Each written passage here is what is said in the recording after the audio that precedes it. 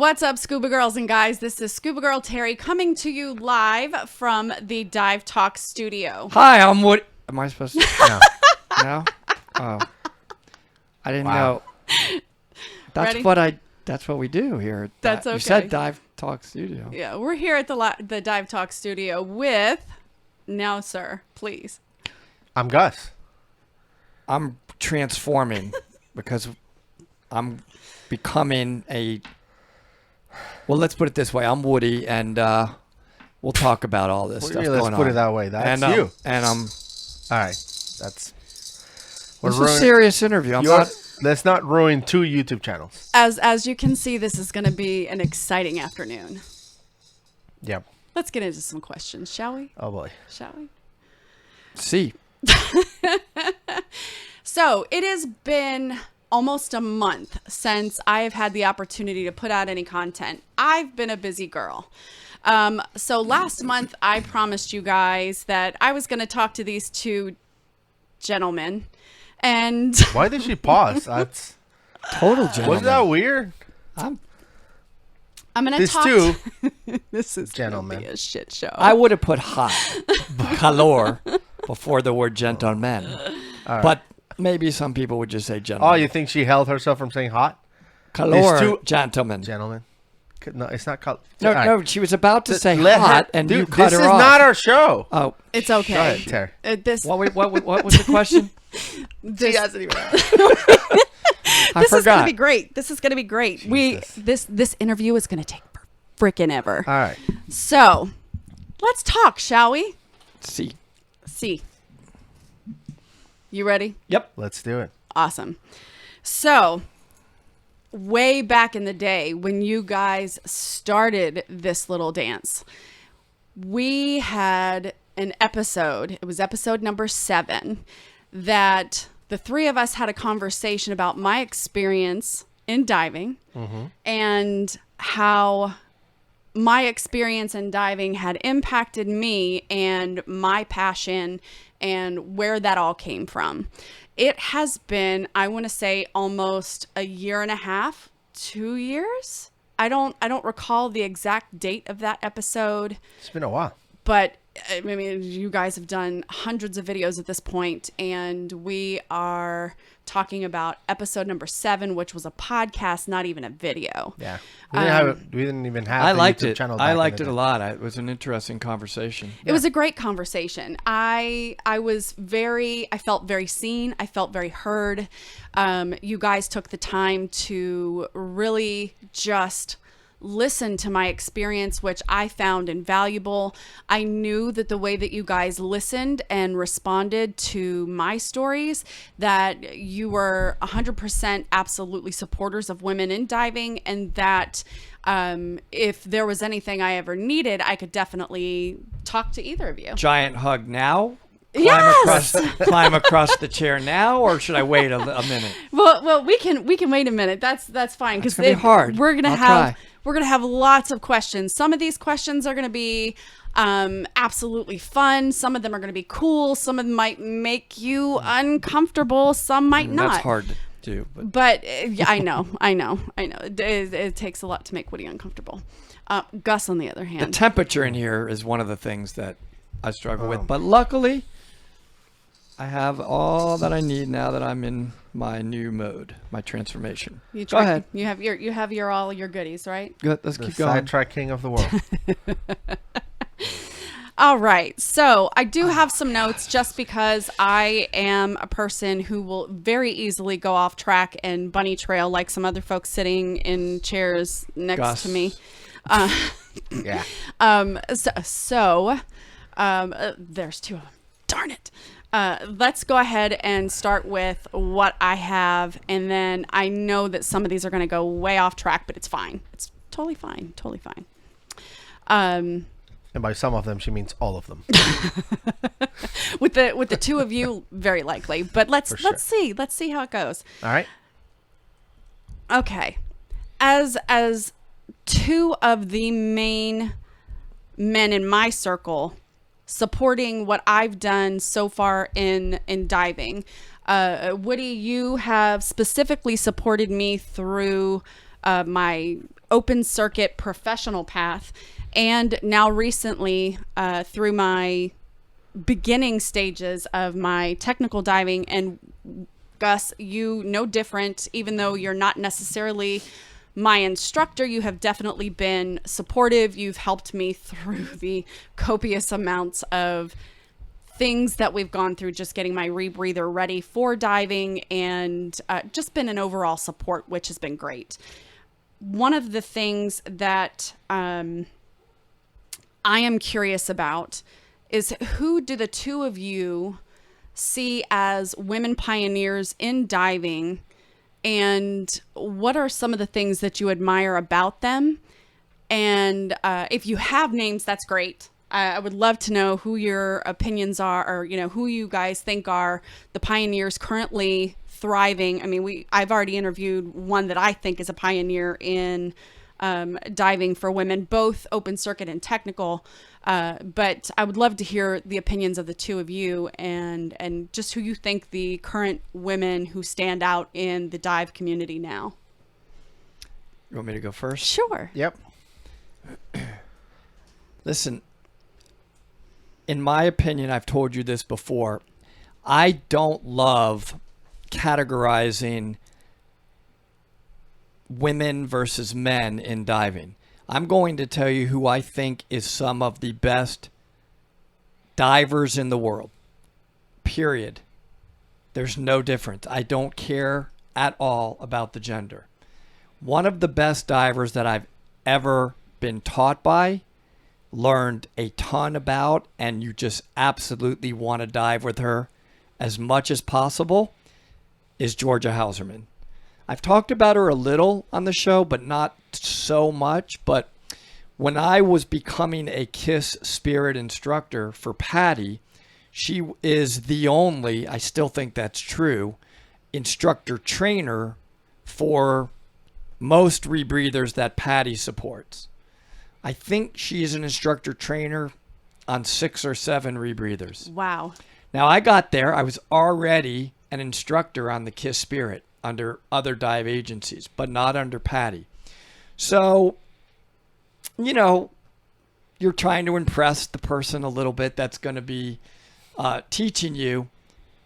And I would tell you, within 10 minutes of meeting her, I was in awe of how much more she knew than me in every aspect of diving, not just technical diving.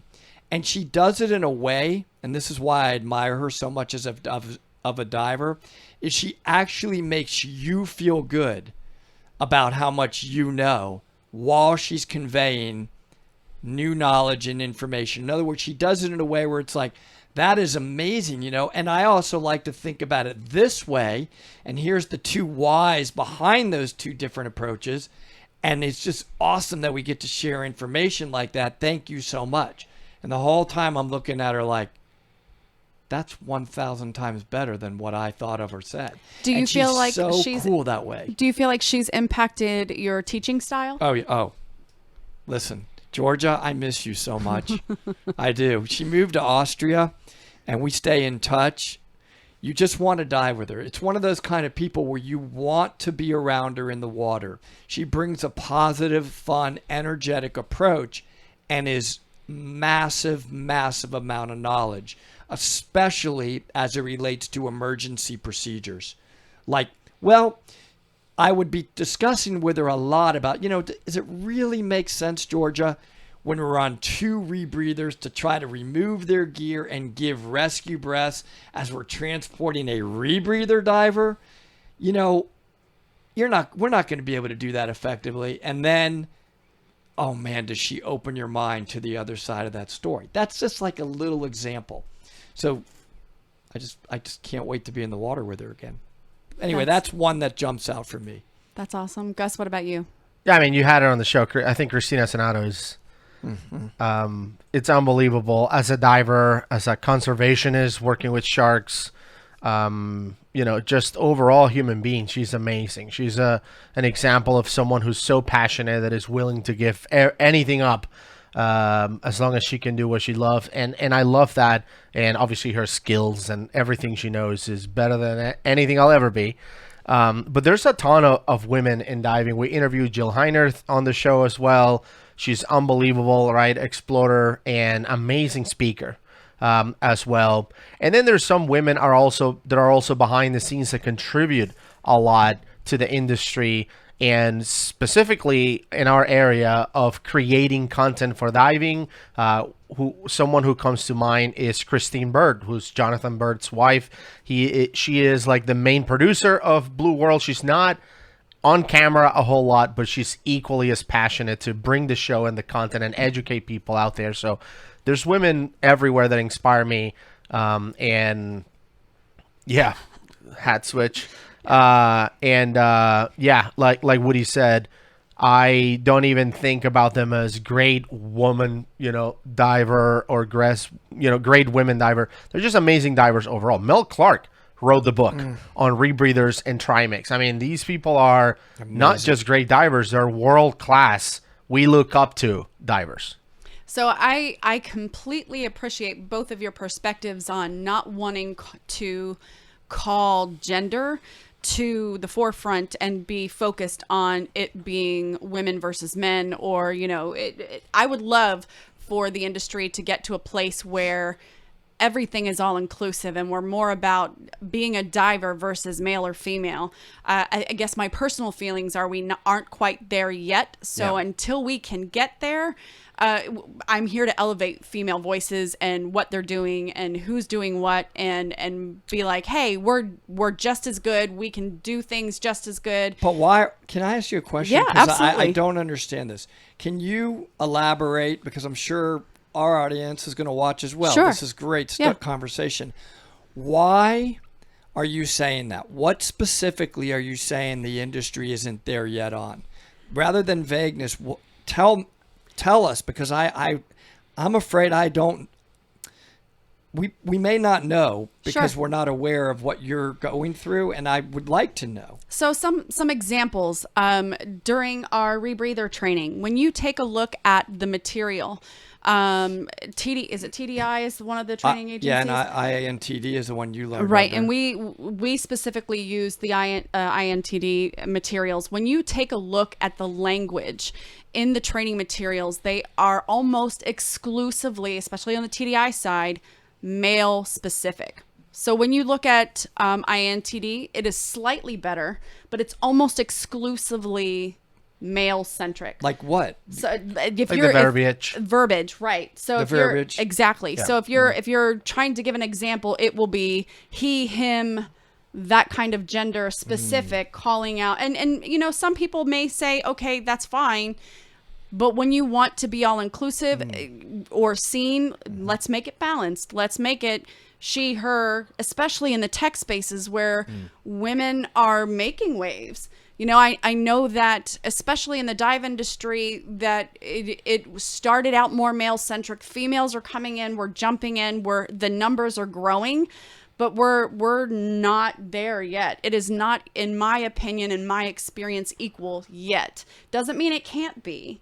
But I personally believe, even if you take a look at things that we're going to talk about soon, gear, specific companies and producers and product producers, manufacturers are very much male specific. You take a look at the sizes available for men, you will see anything from a small or double extra small all the way up to 4X. You get to the women's sizes where you have specific needs and they are not that inclusive. You're looking at, your smalls or double extra smalls, and they'll stop at a specific size, or they'll be more square or not fit hips correctly.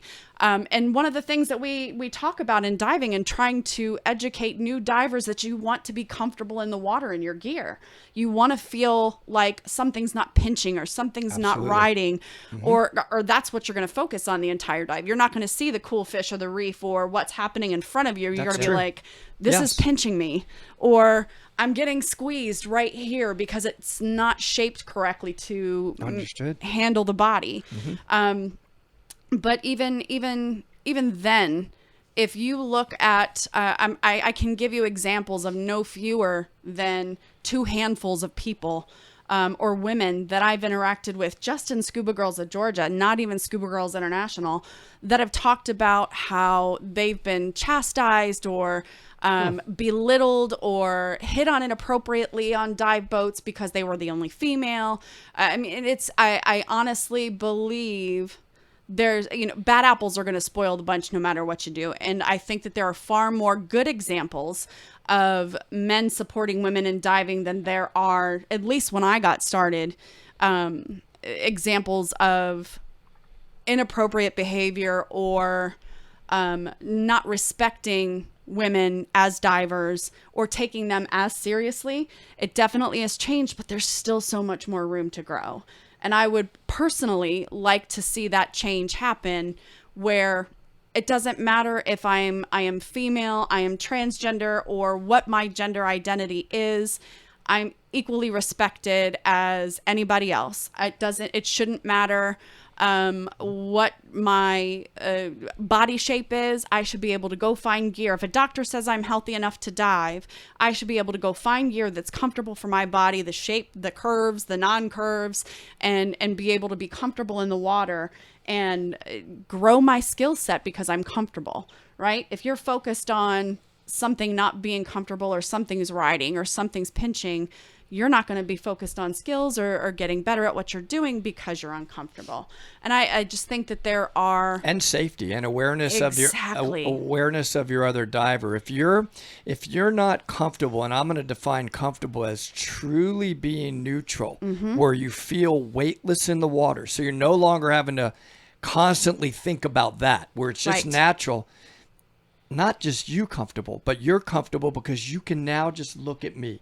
We're literally at the same level, eye in the water, and moving together because you're now an asset to me and I'm an asset to you. Right. So it does contribute to safety as well. It's an interesting point. Now, I know this is your interview, but I actually have a question for you, Terri. So a few months ago, and I'm not going to name any names or brands. Okay. But a few months ago, we received some free gear for us to test, which happens a lot. So we've gotten from many companies.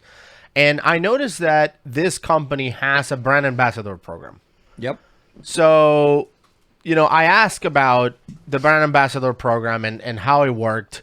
And they said that, they would like to bring maybe us, DiveTalk people, as brand ambassadors. However, the next brand ambassador they wanted to bring in, they wanted to be female and hopefully from a minority. So the guy was like, yeah, you guys are great. And I know it would benefit the brand and all of that to have you as brand ambassadors, but we really need a woman. We really need the next brand ambassador to be a woman. So we're just going to keep looking and select somebody who's a woman. So it was kind of forcing themselves to say, we have too many guys as brand ambassadors. We really need to add women. How do you feel about those situations? Like, do you feel that's a good thing that they are ignoring, men to look for women because they want to look like they're diverse? Or do you think that's a bad thing that they should look at women because of their merits and not because they need to show diversity? How do you feel about those situations? I'm kind of mixed on that. And the reason being is there's a lot of focus these days in the current political climate on diversity, which is great. It needs to be focused on, right? There needs to be more women of color. There needs to be more BIPOC people included, especially in marketing, because representation matters. I am a mother of a 23-year-old son who is half Asian.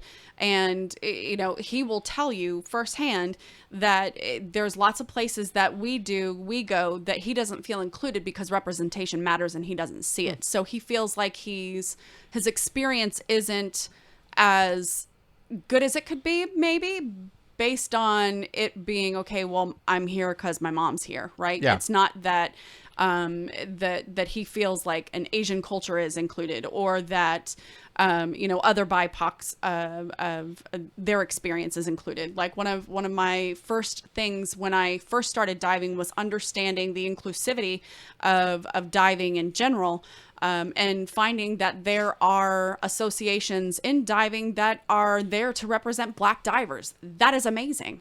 But I guarantee you that there is not enough voice to the organizations like that where they are able to have that representation. Brands aren't going after those organizations and saying, hey, we would love to include you in our marketing so we can more represent diversity and inclusion and bring that to the forefront so we attract other kinds of divers, because people don't know.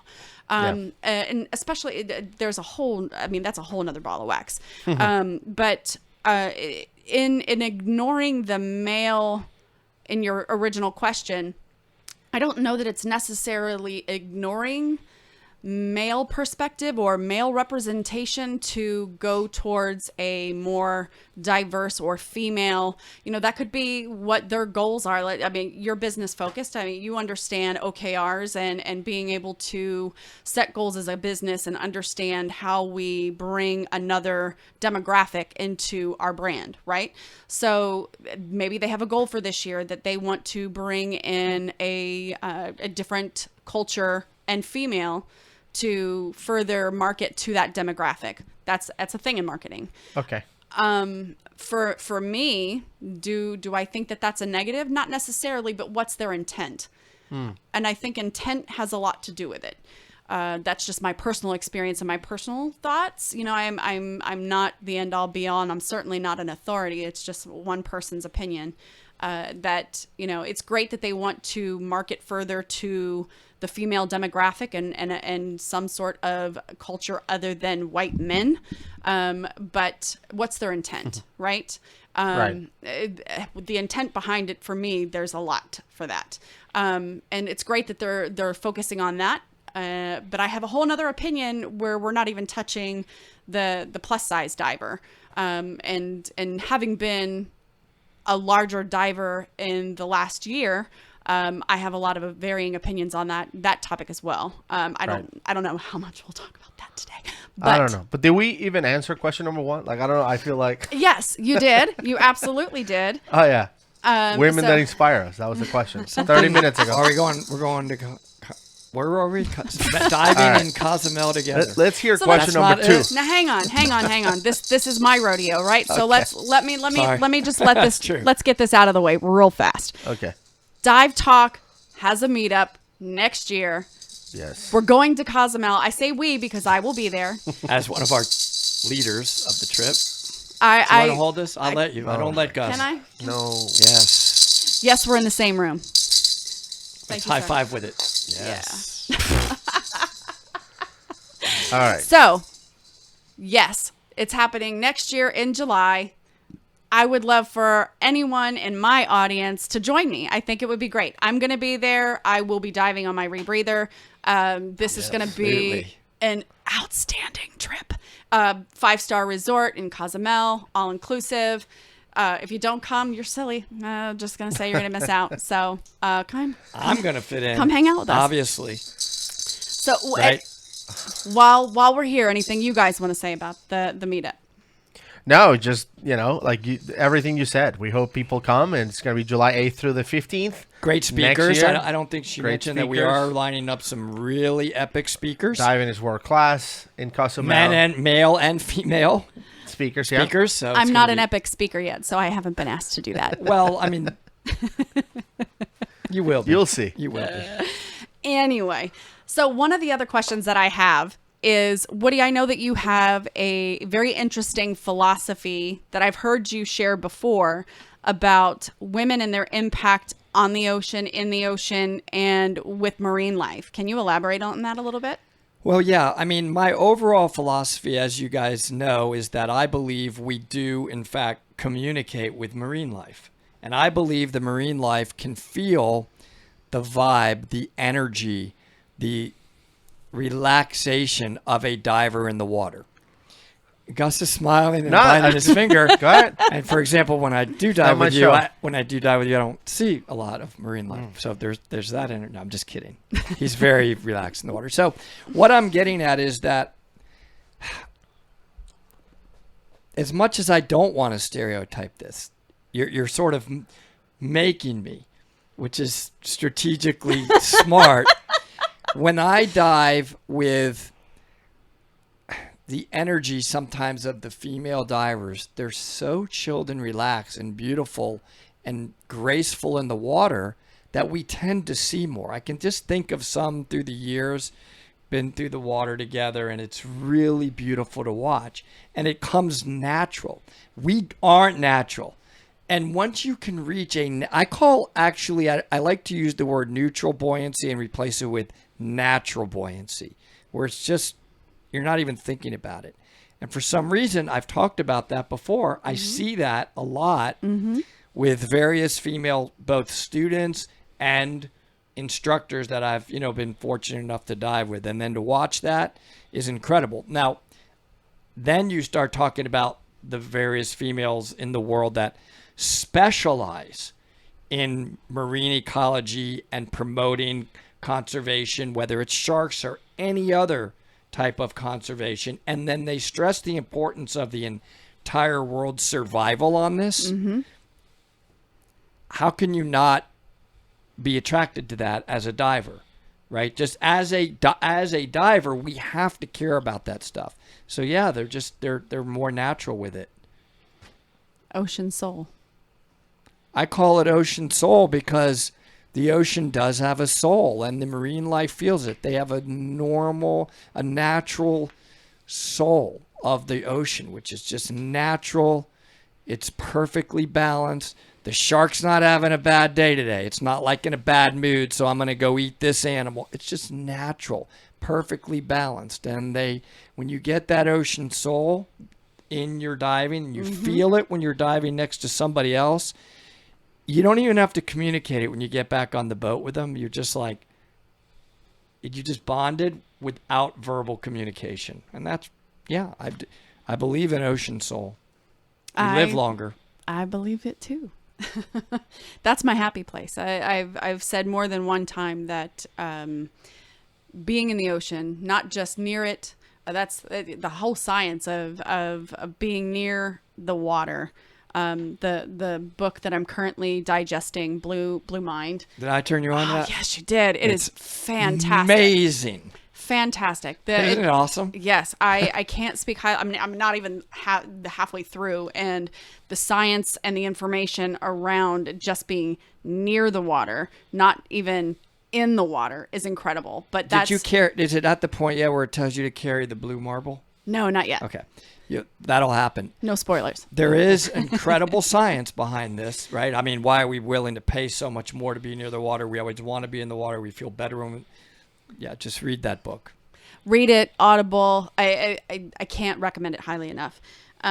When moving on, when I know that you guys get this question all the time. This is one of the questions that I've answered for folks.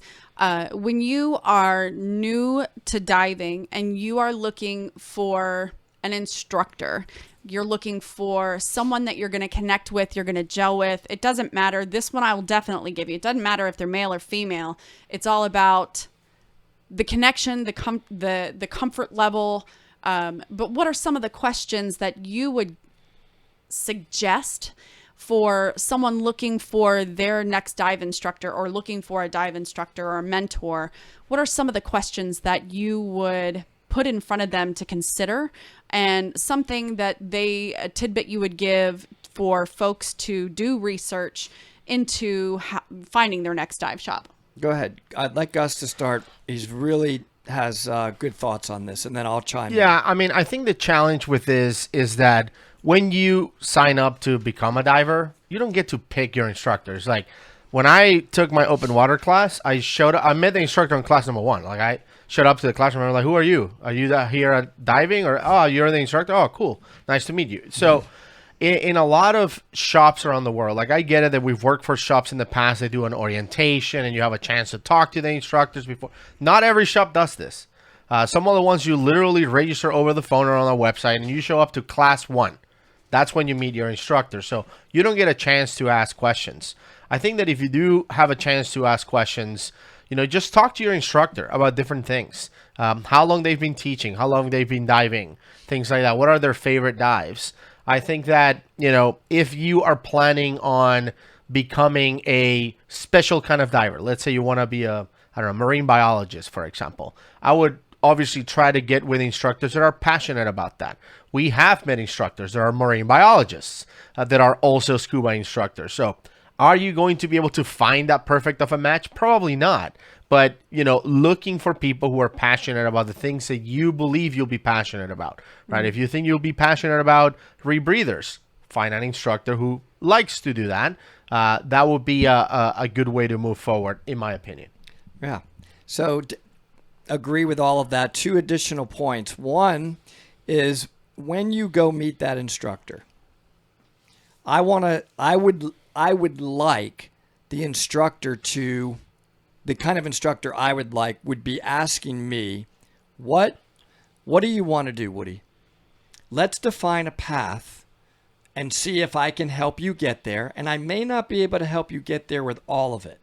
I love when they say that, because now I know that they are removing ego, which is, there's Huge. too much of it in our industry, and that they really are focused on the student. Like I am telling my students, I try very hard to tell my students the things that I'm telling them, not for the sake of them looking and thinking, wow, look how good I am, student, but I want you to know this because you need it for the kind of diving that you told me you want to do. Right. And that's the kind of instructor that I would like.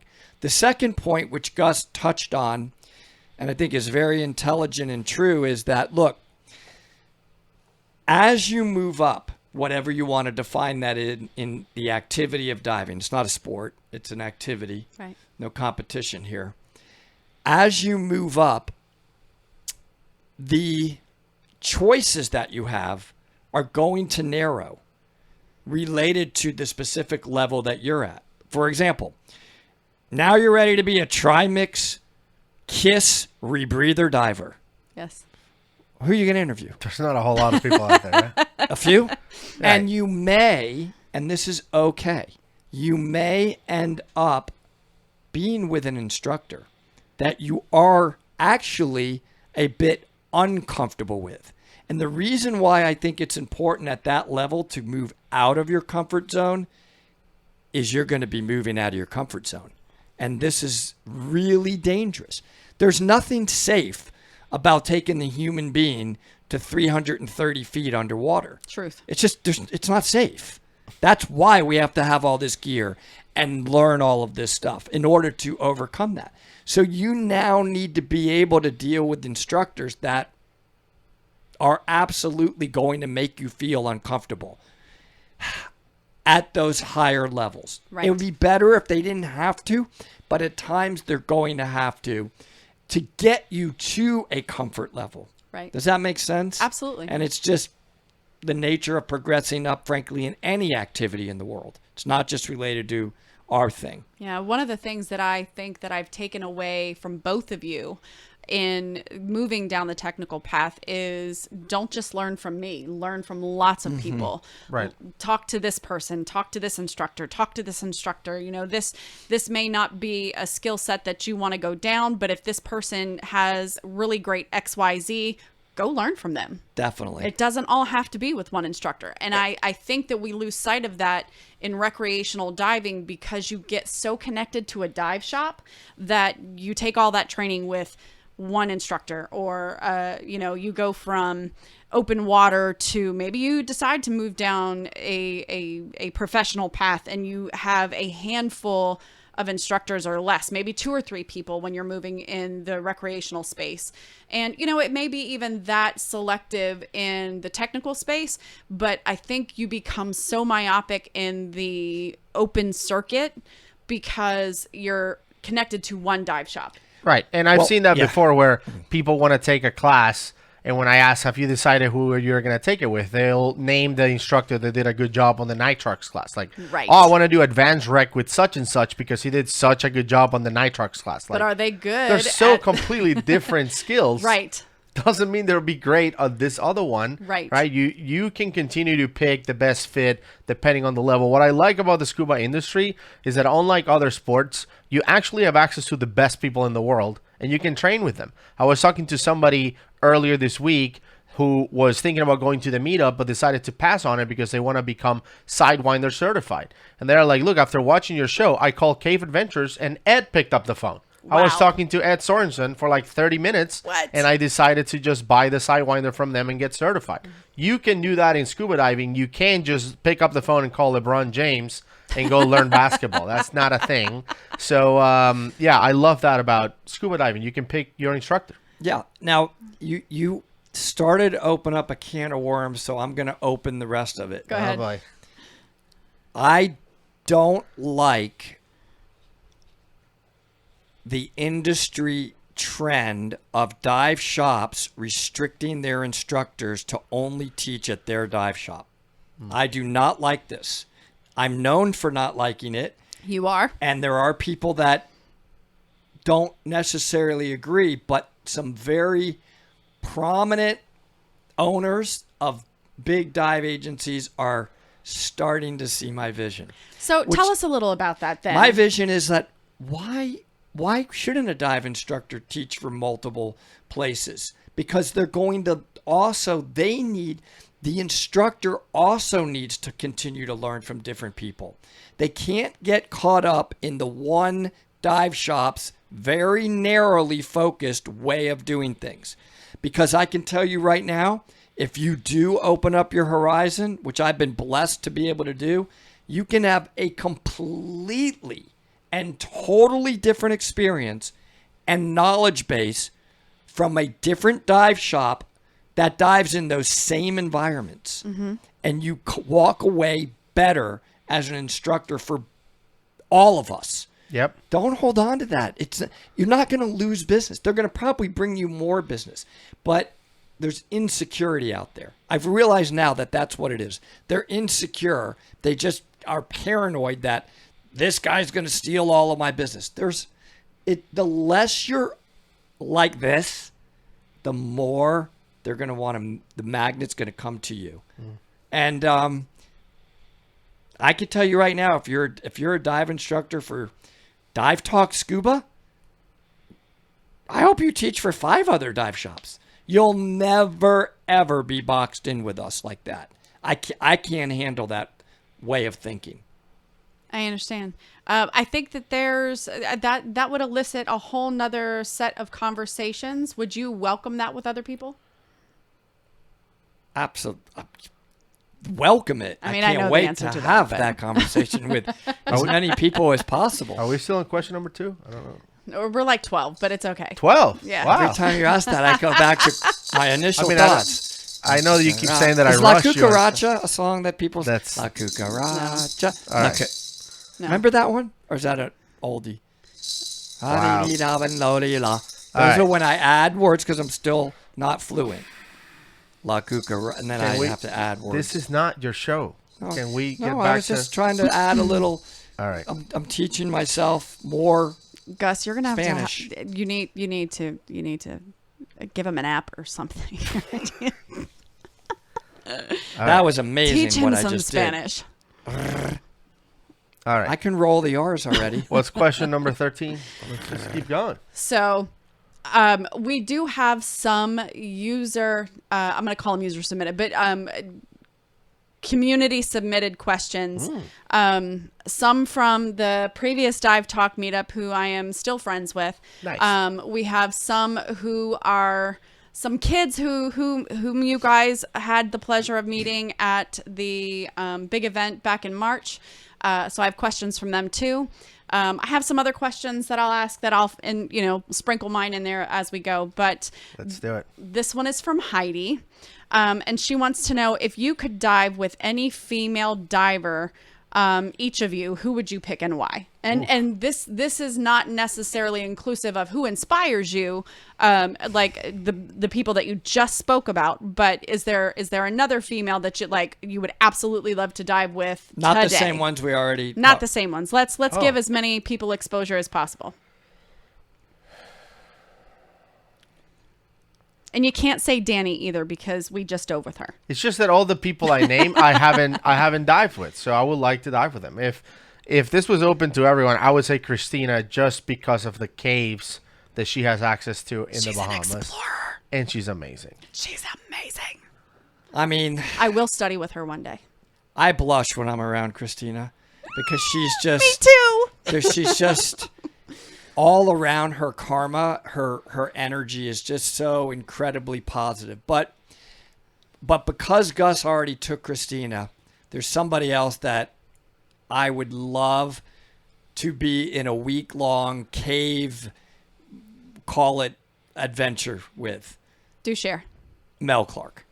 Mel Clark is absolutely amazing also.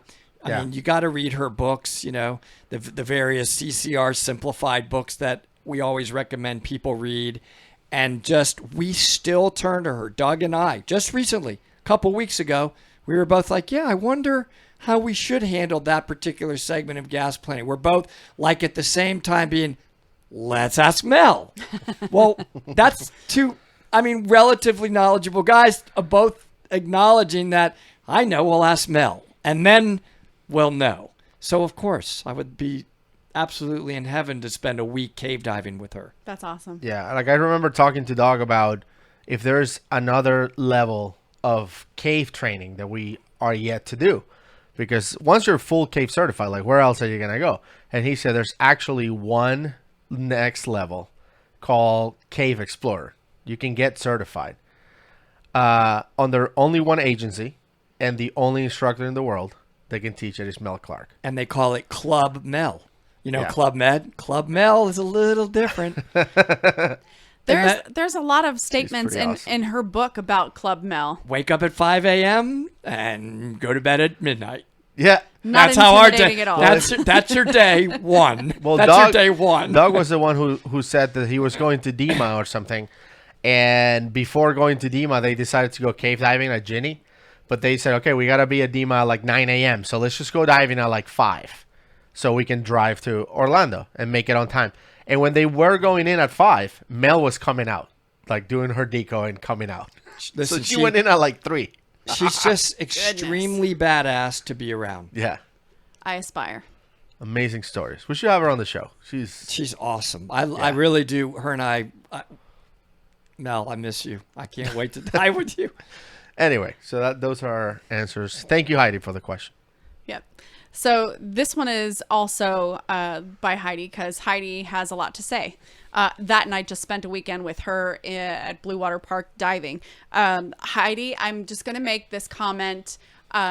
You, my dear, have gone from being not so comfortable in the water to moving steps forward into being a badass diver. Nice. So I'm proud of you, and I'm excited to dive with you again. So I'm going to give you 2 questions. Heidi's second question, have you noticed, either of you, in your many years of diving, where women differ in skill sets or strengths from men, or something that you see that maybe women just generally do better in the water? Yes. In your observation Definitely. over the years? And can you elaborate? Dude, I've never met a single woman that has a worse sack rate than me. I don't know. I don't know. It's unbelievable. And I was going to go to the same place. They're very, once they learn, in other words, once they get that relaxing moment and now they're chilled, man, they're I said it earlier, their vibe in the water is so naturally relaxed. And of course, that's going to contribute to safety and surface air consumption rate. When Gus says sac rate, that means how much air they breathe. So It's insane. You're always going to come up with like, It's like I have an extra lung or something. I don't know. I just did it with my daughters, and both of them, I'm like, I'm pretty good on air, girls. I'm telling my daughters this, and they're like, Dad. They don't even brag about it.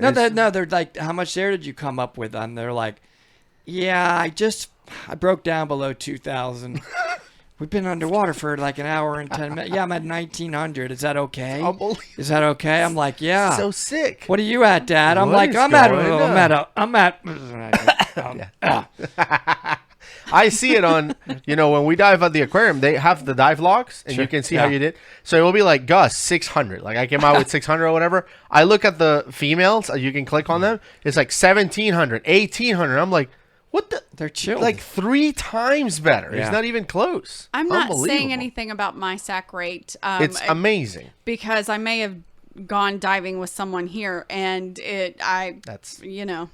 I may have come right. out of the water with a lot more than somebody else. All right. Well, there's no point in any You blew Gus away. Way to go. High five. That's like a superpower. Every female diver I've ever met has better sack rate than me. Maybe Every it's because single you're one. back there going, go. right, Does anybody else let's get? not- this does is not the anybody show. else get the This is- special relaxing that I Okay, get, all which right. is, oh man, I'm in my cave zone moment, Fucking go- and then I hear, All right. What? All right. Let's. wait, what happened? I'm looking at a beautiful formation, and Okay. there's a loud, annoying, hurtful, painful. Well, You know that gear that doesn't fit right feeling the whole dive? I you hear safe. you. Imagine if that's blasting in your ear. all right. What's the You're next question? never going to live that down. You realize that. Hi, my name's Woody. Okay. Let's see. Do either of you support any sort of ocean conservation or preservation organization or projects currently? Financially, yes. Yeah. Yeah, I support a number of them that do it on request, and then I support one where it's an automatic, I think it's quarterly contribution. And for me, that ultimately, that reoccurring one, I just said forever, the rest of my life, you're getting checks, would be Brian Kikuck's organization for just continuing to explore and conserve the crystal caves of the Abacos, Bahamas. And that's because I've never, it's not just those caves in particular. He is constantly sending a message out there of, we can't just ignore this part of the planet. You know, it's just important. We're figuring out where our water's coming from. We're finding new species. We are developing new dive methods that are contributing to safety. He's very involved with changing dive methodologies, improving gear, testing new gear. So overall, yes, it's for conservation of those caves and more. Awesome. Gus? Yeah, I mean, beyond the volunteer work that I do with the Georgia Aquarium, I haven't really had the opportunity to work with other agencies. I mean, we help Team Seas a few months ago, which is saving money to clean the oceans, but not in an ongoing basis the way Woody does. Okay. You were flipping a coin there in your hand. Do you want to talk about that? Oh, no, this is just a KISS challenge coin Mike Young gave me. It's pretty cool. They're great. Yeah. We have a few of these. By There's the an way. honor when somebody gives you that. It's like it's a very honor thing to receive. Like it's a thank you. It's I don't give these to many. It's like it's a respect thing when you get one, and Yeah. Earned. That's Earned. a good word. Yeah, I dig it. So I have a question from Robin, who is part of the previous Meetup gang.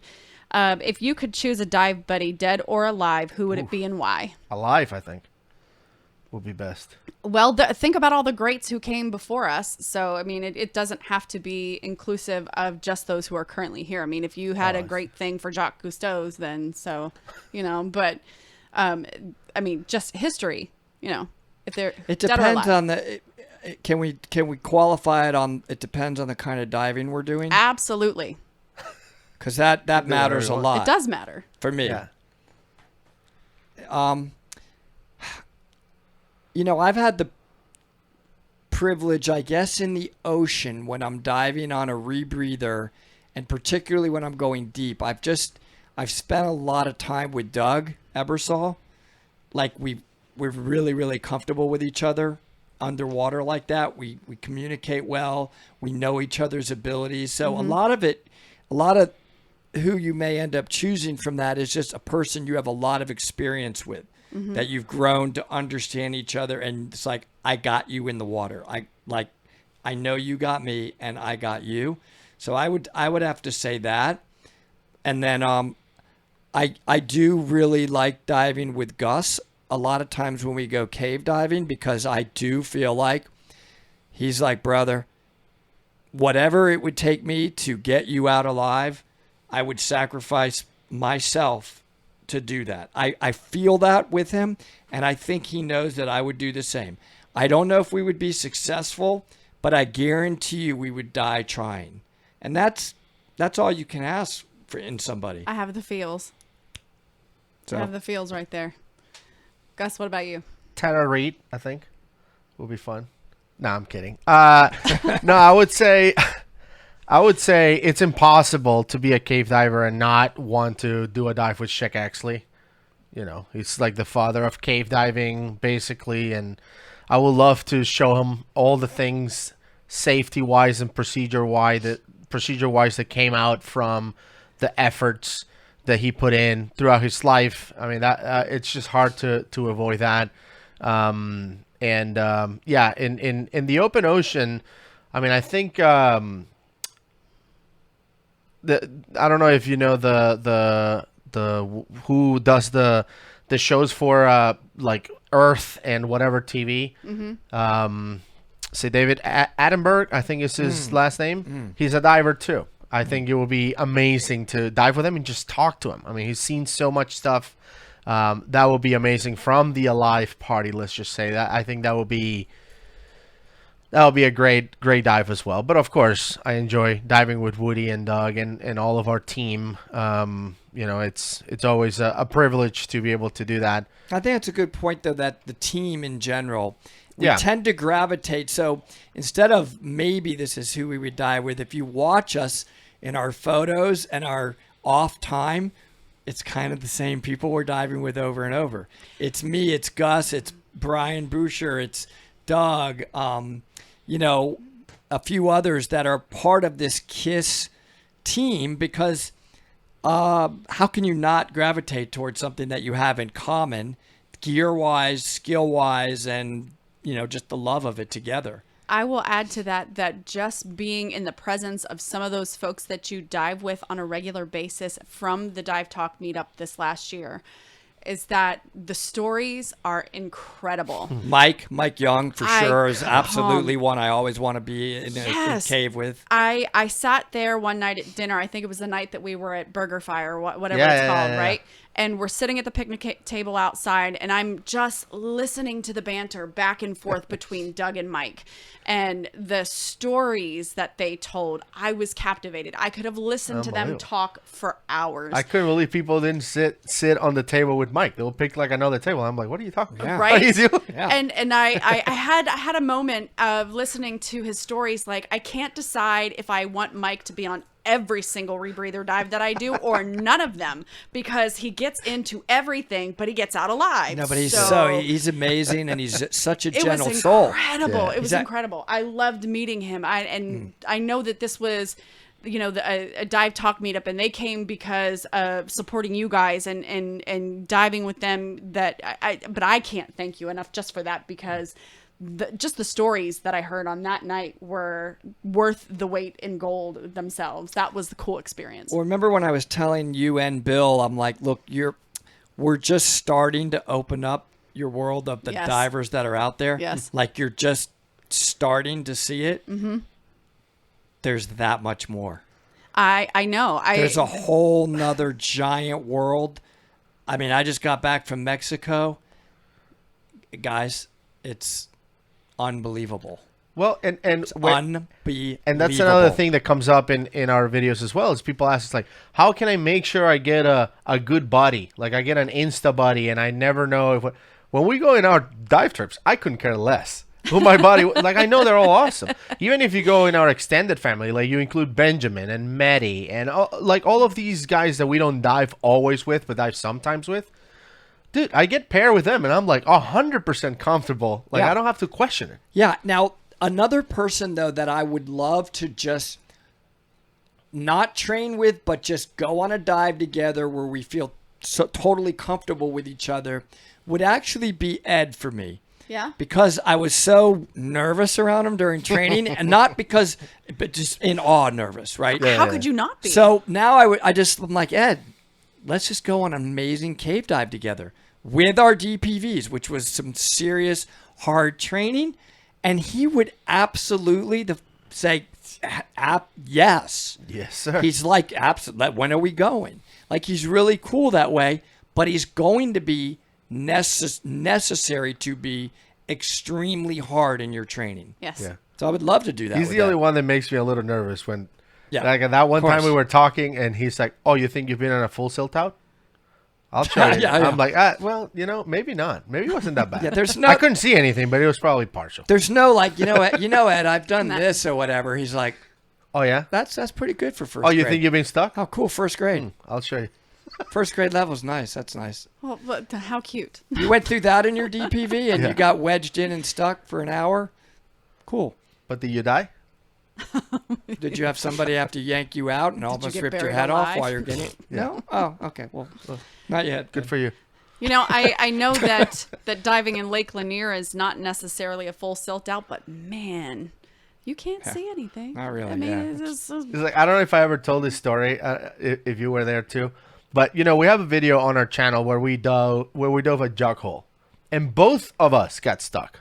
Not just me because I'm huge, but Woody got stuck too at the Diamond Sands restriction. We have a video. How'd that make you feel when Right. I get stuck? And I'm talking to Ed, and Ed was like, I don't understand why people keep diving at jug hole. It's like a 500 feet. It's a tiny cave. And I'm like, well, because of the restrictions. You have the bedding plane, which is like tight at the beginning, and then you hit Diamond Sands, and you get stuck or whatever. He's like, yeah, I remember the first time I went, somebody told me, it's like, oh, you're gonna hit a restriction.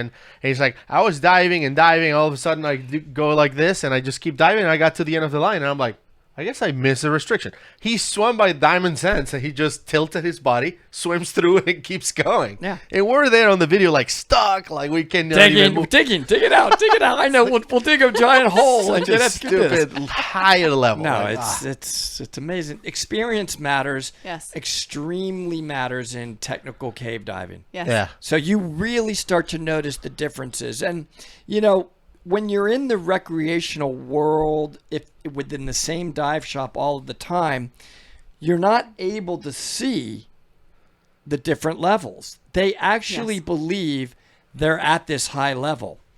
And I'm not making fun of it. I'm not laughing at it. Yeah. It's not their fault.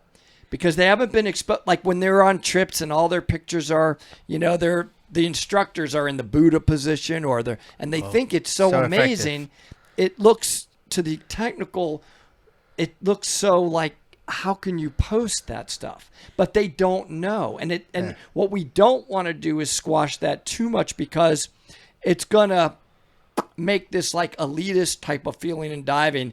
And I'm never going to get to that level and not welcome everybody in. And I think that's part of the comment that I was making earlier, where I feel like you can have such a myopic view and be so singular focused when you're in recreational diving. And I'm only coming to that realization now after going through introductory technical diving and now being a rebreather It's diver. humbling. It's very humbling, and you feel like a baby diver all over again. And that's okay, though. That's the point. It's okay. But that's the reason I feel like, you don't necessarily get to that aha moment that being stuck with one particular dive shop or being stuck with a handful of instructors doing the same skills over and over again. You don't get that aha moment until you do something like technical diving. It's just not going to be there unless you have someone who is a mentor who can say, go expose yourself to another dive shop. Go see how it is over there. And I before technical training, Woody, I would have told you that no, I am absolutely loyal to my local dive shop. I know that this is how they stay alive. I know that this is how they are going to be here for, 10 more years when retail is suffering and struggling in general.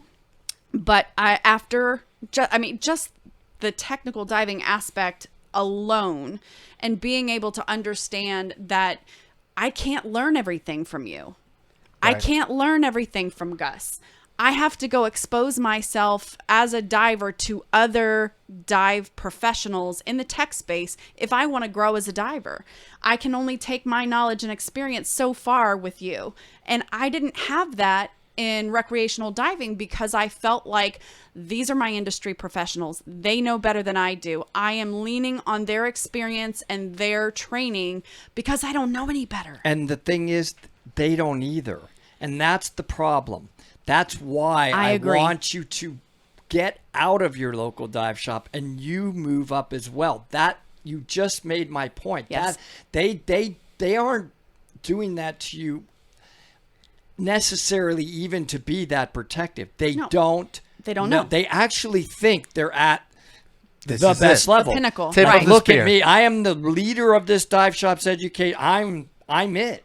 You aren't going to find, and they're just, what they don't know is how baby beginner divers they are. But I everybody's hate got to to say start that, but somewhere. Everybody's got to start somewhere. you gotta So start. You Yes. the local dive shop and the instructors that you're exposed to absolutely serve a purpose. They take you from absolutely zero experience, get That's you right. the basics, and move you towards being a safe diver, Yep. thinking like a diver, moving through the water like a diver, growing your skill set. And I will tell you, after Yes. taking technical training, that some of the people that I learned from certain particular skill sets, you're scratching the surface of that skill, and now you're certified in that specialty, and you probably shouldn't be. No, you definitely shouldn't be. I It's a mean, whole nother show. it's a very a whole nother difficult show. conversation that we're going to get into about the specialty instructor, because some things have happened, and I have so much to say on it, and I'm having to bite my lip right now. But I have totally okay. I have a lot Next Yeah. to talk question. about on this. Yes, I completely agree. So let me round it back to inclusivity and being able to move from a place where we are currently in the dive industry and finding ways to improve. So I talked about language and training materials not necessarily being inclusive. I've talked about where women have improved. We've definitely made waves. We've come a long way. There's still room to grow. What do you think that we as an industry need to do to try to make our activity more inclusive in general, not just for women, but for anyone? How do we get us to an equilibrium where anyone feels welcome? I know that there's thoughts and feelings around health and physical shape. We're not going to talk about that. We can talk about that as a separate topic, but just inclusivity of people feeling like they're seen, represented, and welcome in our activity. I'm going to come back to that. If you remove ego, Yep. these things will naturally go away, because ego is a lot of the reason why you're feeling the things that you feel. Ego, maybe it's about, I'm a male, I'm automatically better than a female. That's ego talking to them. And just understand that with diving, there is no place for your ego, because it's unforgiving for you, for me, for all of us. Right. If you change ego to, I am blessed that I do have additional knowledge and training that I got, and I worked hard to be an instructor in this area. I'm just excited to share it with you. It's not necessarily easy, but I don't care who you are. If you want to embrace it and you have the right attitude about, I want to learn this, I will do what it takes because I understand the why, then that will automatically remove this classification about, male or female. I can't really opine very well on the other parts about gear and things like that. I know there's economics involved probably, and all these outside decisions that are outside of my knowledge base. That would be cool to talk about with a couple of giant gear manufacturers. Well, I'll be at DEMA this year, so That would be where to talk about that stuff. Yep. I don't have knowledge of that. They may already think they are doing that. For example, there may be a whole nother side to that conversation that I'm just not somebody that has experience with. Right. Now, I will tell you that I personally have just recently lost 100 pounds, and I am sitting at the very top of some of these manufacturers' wetsuits. Like, Wow. I just purchased a 7 mil from Aqualung, and I am at the very top of their size. And that's after dropping 100 pounds. Now, outside of this show, maybe another show, I haven't held back on my opinion. You are correct. You have not. And I honestly, about, do you need to have some, whatever that some may be, importance about your own physical health, size, and presence as it relates to diving? Yes. Well, forget what Woody thinks. let's look at the science. Let's look at every single training agency's information on that. You do. It does matter. There is a point where your size is going to hurt you potentially health-wise as it relates to diving. I don't know where that magic spot is because it's subjective, and that's the problem. But I can't tell a student, hey, it matters that you are in good physical shape as it relates to technical diving, cave diving. You better believe it matters. What do you want me to say? It doesn't matter? That would be a lie. And I can't do that. It's not who I am. I completely agree. It's not a judgment, though. It's just a fact. I know. And I am never going to discredit your opinion, ever. And I know that there is science to back it up. As someone who has been, I started my diving career at nearly 300 pounds. And was that the best physical health that I could possibly be in? No. Do I still feel like as an open circuit recreational diver that I was capable of being a safe dive buddy and at recreational limits? Absolutely. Now, that opinion may vary for you. We don't know is the question at that point. I understand. Unless you deal with a very rigorous save in a high flow current situation where somebody is truly dead weight to you and relying 100% now on your physical abilities to save them, including breathing, moving, mental, every aspect, and you have to take care of yourself in that same situation. You are correct. We don't know. Right. And I know. Like, I know what it takes to have to deal with that situation, unfortunately. I know you do. And it's everything you have. And it took all of me to be able to do it. I understand. So that it just, this is a topic that I haven't shied away from my opinion on. And I don't think you should shy away from it. I just can't. I can't do it. It's too dangerous to do that. But I too, having my own personal experience being a diver of that size will come with my opinion. Now, does that mean that I'm absolutely correct in everything? No. But that is my experience, and I would love to talk about it. But I think that that's one that we should save for another day. And I also think it matters if you're just diving in certain environments and you're not going to go into the pro level where now everybody in the water is your responsibility. You know, it's a gray zone. It's a moving zone of where is that no longer safe. But that was part of the reason and part of the decision that I made to take control of my health, because I wanted to be a better diver. I wanted to be a healthier diver. I wanted to be in a place where I felt my physical abilities or size was not a hindrance to myself, to somebody else, or perception. Now that may not necessarily be the right reasons to take control of my health. I have a myriad of reasons other than that, but that was also part of my decision making. Then basically, Terri, what you just said actually totally agrees with my. I don't 100% agree with you. Well.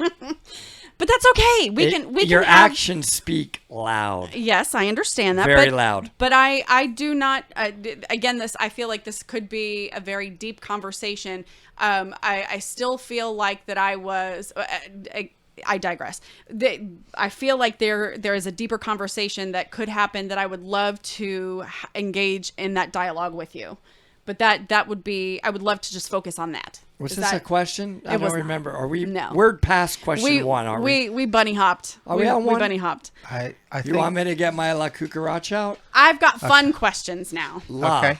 Can we do some fun questions? Do we still have battery on that camera? Yes, it's still working.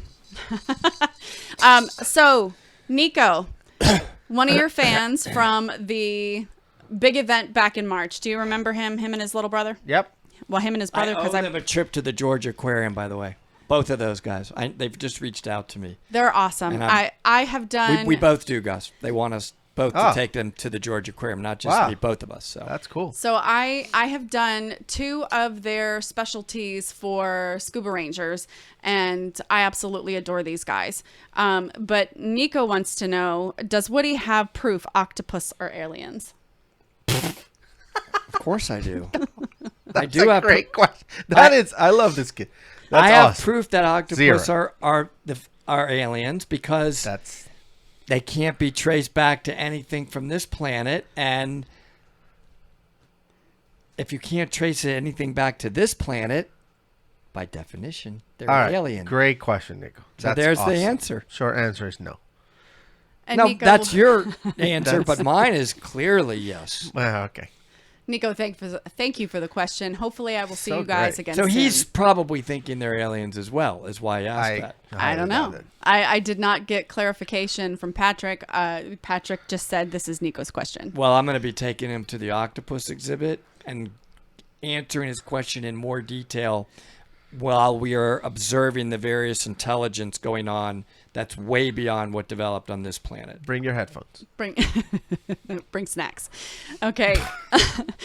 In all of the videos that you guys have created and wildly successful, you guys are just about to hit 200,000 subscribers. That's amazing. Amazing to me as well. Does your family watch any of your content? Yes. Well, I'm really lucky. I guess the short answer is yes. Hallie, they don't Jolie, watch every and Amy video. do. Not everyone, but no.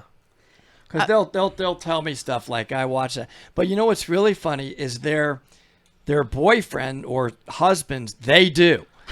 Like it's really funny. So like Matt, and he's Jolie's really serious boyfriend. Every single one, he goes, yeah. Like I just trained him. He's like, yeah, oh yeah, I remember when you did that in like episode 8.7. I'm like, right. So yeah, So okay, I can't promise you that I've watched every video, but the fact that he's giving you episode numbers is just off the chain. Yeah. Who would you guys say out of your wives, who rolls their eyes more? Mine, for sure. Susan. Yeah. I mean, I have to be honest. Most of the time when we're talking about Woody. So that's the caveat. That was not my question. I bet you if she was that here, came from a I fan. bet you if she was here, she may not agree with that. Well, I don't know. Well, she may. We had a session where before my trading with you in Florida, we were doing some things around the kitchen table, and I'm pretty sure I heard Susan roll her eyes a couple times. It was audible. Yeah, but it's probably more like when girls roll their eyes like. That's what you mean, like, and did you ever? Whatever that was, no. Did you ever see her hand at the same time that the eye roll go like this? No, not heart? even a little bit. I did one time. I think I saw her hand doing this. Not right. One time. I'm just saying. Funniest reaction from a family member during content. Funniest reaction of a family member. Yeah, and related to any of your content. I don't know. I mean, I think, I've shown my mom videos from cave diving and stuff. And, I mean, she's always... the reactions are when I tell her that I'm taking my brother into caves, who's just open water certified, and I would never bring him into a cave. But when we go on trips, I tell my mom, like, oh, I'm going to take him to whatever cave. And, of course, because she watches the content, she's like, no! My three aren't reacting funny when they see some of my more tighter cave diving moments. They all three are like, that really is making us nervous. They tell me that often. I understand. Rum or tequila? Tequila, not even remotely close. Beer. Tequila makes me chatty. Normally I'm a little bit quiet. But with tequila, wait a minute. We could wait, really stop open the up. Presses. Stop the presses. Yeah. Stop so the we presses. could really get chatty with tequila. I have seen you both before tequila and after tequila. Oh. It opens up a whole new segment of my brain that obviously tequila makes you there. FA. No, not FA level. Nothing is FA level. You can't get that level from just tequila. You're right. Open circuit diving anywhere in the world or DPV cave jousting? DPV cave jousting. Yes. It's awesome, the DPP cave joust. But open circuit diving is Serves a awesome purpose. because how else are you going to get into diving? So Yes. if it brings you into diving and consciousness of the power of ocean soul and the awareness of how important the ocean is, Yeah, but they're asking you. What do you pick? I mean, where am I open circuit Say diving? anywhere Anywhere in in the world. In even Indonesia? Yes, even Indonesia. the world. DPV Who's jousting in who's Indonesia. coming at with me with my joust? Your partner is sitting directly across Well, that's from not you. fair then. I'm going to joust him so sure. hard. And do I F-bomb him while jousting? Yes, absolutely. Okay, F-bomb, Is there- joust the shit out of Is him. there another Yeah. way? We need a rematch, right? Oh my god. Oh, my. With barrel rolls coming up. Oh, You do realize that if I ever get to that level, I need to witness this happening. Oh, for sure. there's a special arena for it. Yeah. Favorite thing you've ever done on a deco stop? I watch movies a lot with Brian Bucher. Busha, yeah. Burscher. So he brings this like underwater like iPad or I don't know if it's his phone in there or whatever, and the sound because it's so dense the water, so the sound it's like you have a headset, and we're just sitting there watching funny movies on a deco stop. I'm just remembering two, and I just crack up laughing.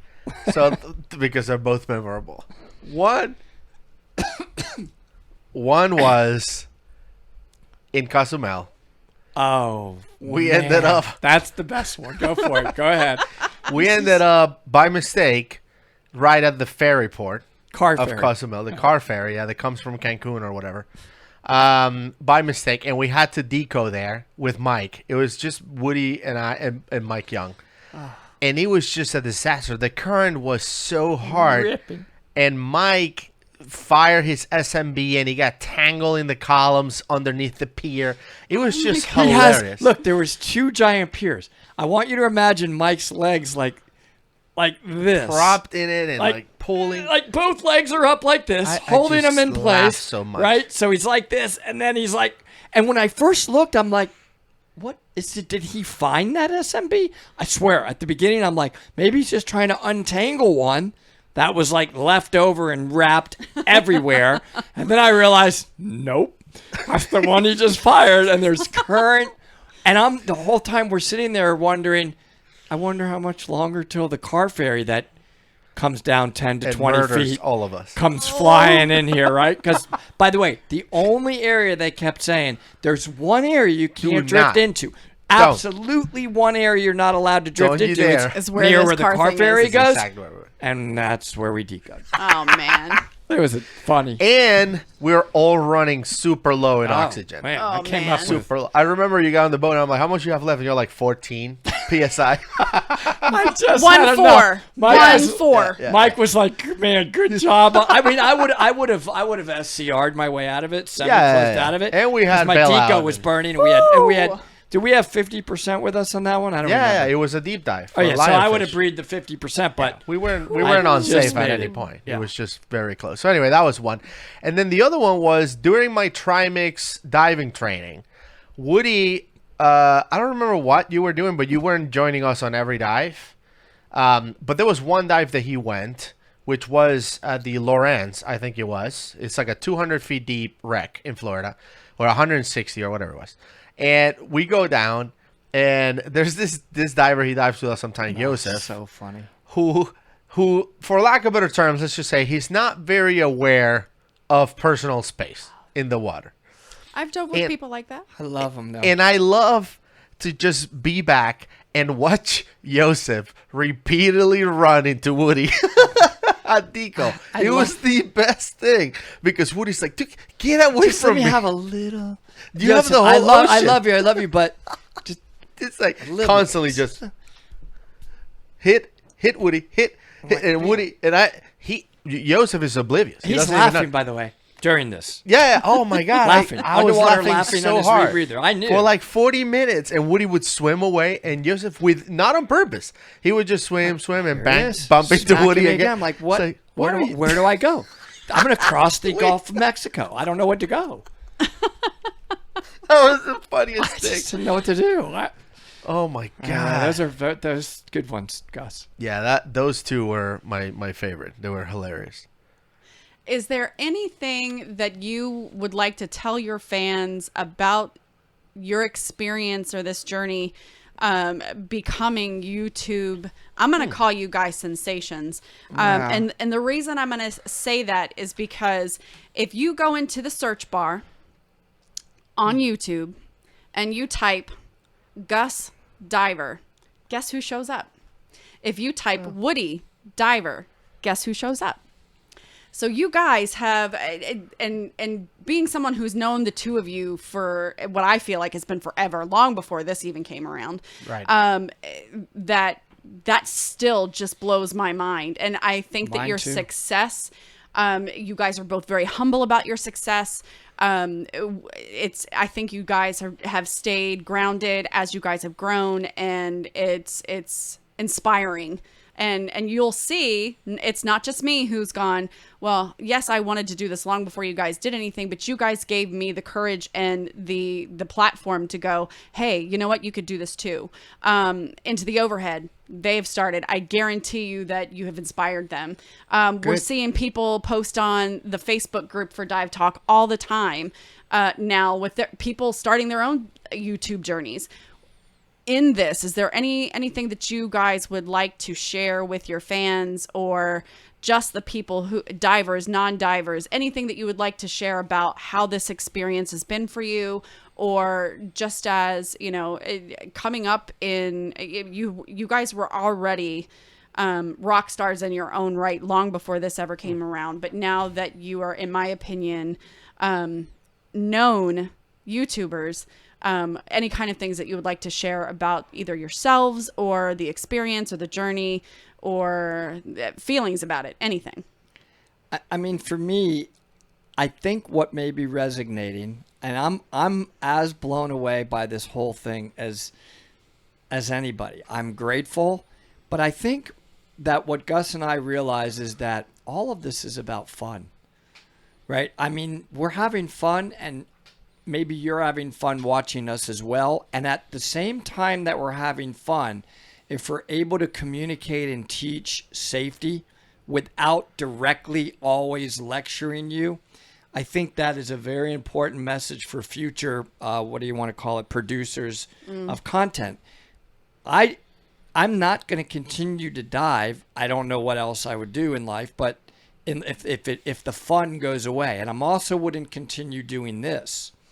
I love it. You said today we get to come in here and talk to you, and I'm so proud of you and watched your development. So I'm having fun. It's fun.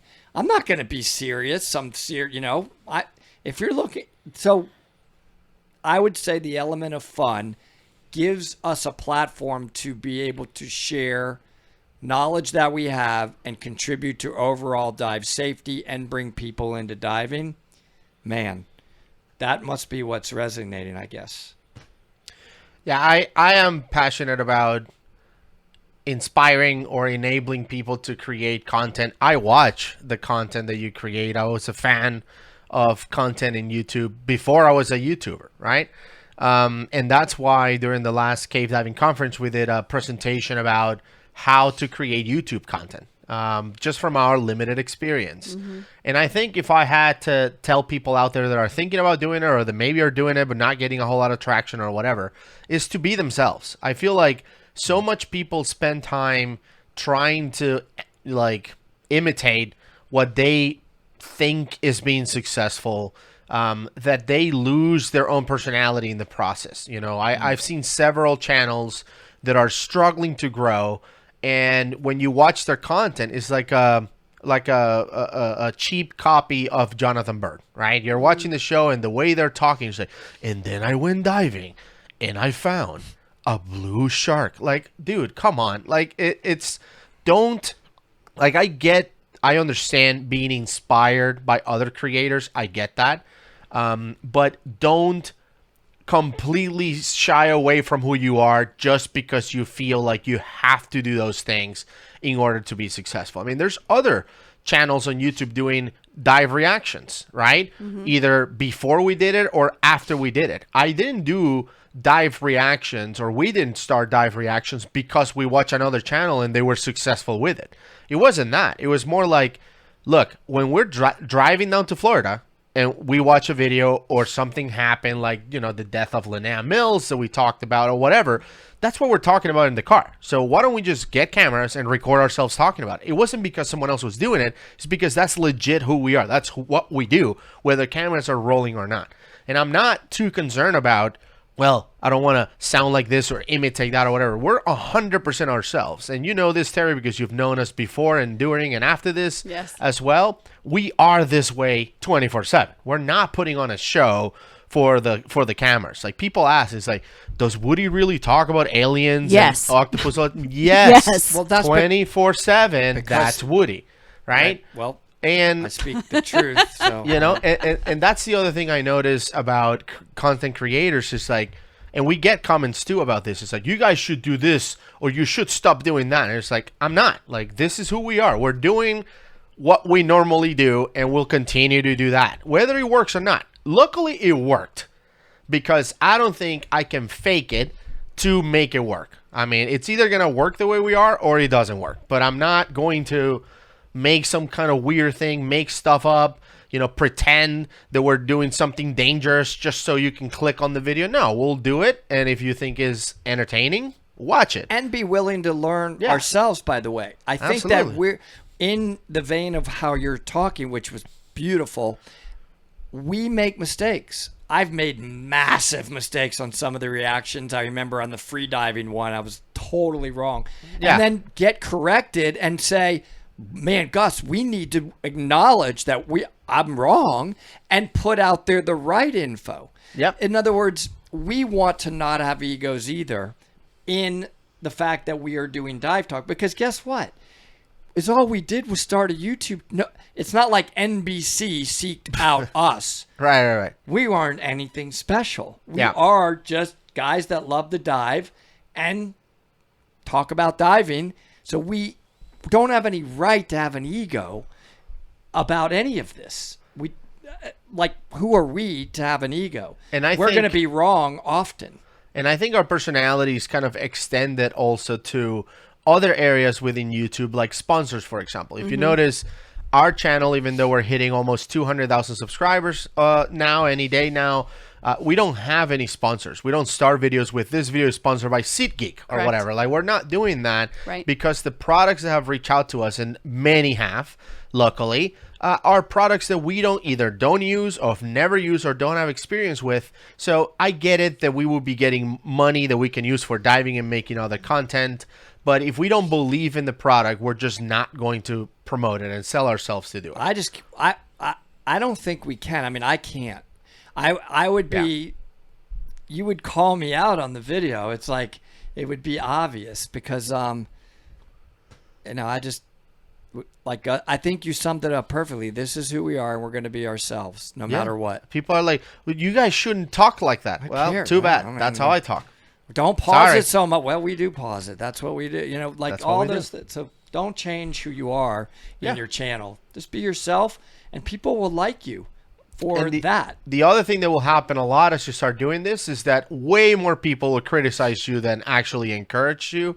But, you know, I have this motto, which is, don't take criticism from people you wouldn't go to for advice. Right? Fair enough. So you know, you're going to get all these people telling you can do something, you shouldn't do that, or you should do it differently. And then when you look at the stuff they make, they either make none of it, or the stuff they make is not even anywhere where you want to be.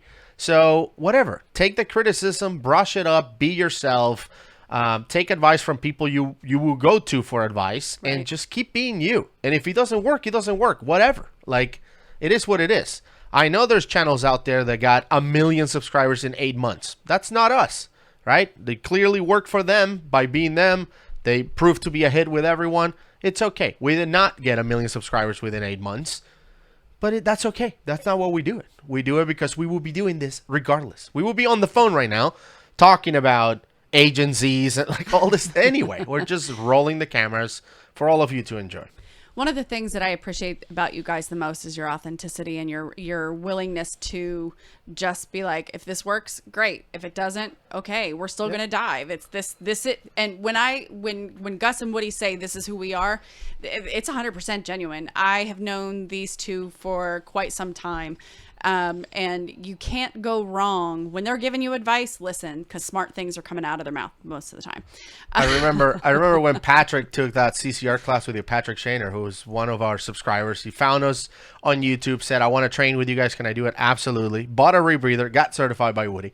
And the funny thing is that he flew to Atlanta, and then from here we went to Florida. Like, he spent like a whole week with us. How awesome was that? And at the end, he was like, I feel like I just watched a 1 week long DiveTalk video. And he's now a very big fan of Burger King. 2 for 5. Oh, I didn't even ask about the Burger King 2 thing. for 5, Patrick? We'll save that for another day. You don't want to Love lose that. money. I mean, we're value-oriented people. right, exactly. Athletes. Well, gentlemen, we have been at this for quite some time, long enough for 2 episodes, but thank you. I appreciate your time and your willingness to sit and chat with me. And I'm very dead serious when I say that if you want to have an additional conversation around the other topics that we've talked about, I absolutely welcome that. I can't promise that we'll 100% agree on everything, but I would still like to open that dialogue. And Stop. Every time she says something I like, I want to give her a thumbs up. so everybody, this is your gentle reminder that DiveTalk is having a meetup next year in July in Cozumel, and you should come dive with us because it's going to be an epic week, and we would love to have you there. Believe it. Absolutely. I say we because I'm friends of course. DiveTalk. No, you know. you're one of the trip leaders on the trip. Yes. Yeah. Well, that's definitely a we. Yeah. Come dive with us. It'll be epic. You will not regret the decision to come hang out with us for a week. And remember, it's me. I know you're going to be confused and think I'm live there, but it's still me. You are going to work on his Spanish before we get there, Nope. right? Work on it. Nope. As a matter of fact, ¿dónde es la baño? All right. That's It's been a long show. It's that horrible. way. Me, pee, pee, Nah, baño. Out the hall. That's What? Just censor that one. ¿Qué? That cannot cut that. Es la baño That's closeto a mí? All right, fishes. We'll see you next time. Thank you so much. Take care. Pee, pee.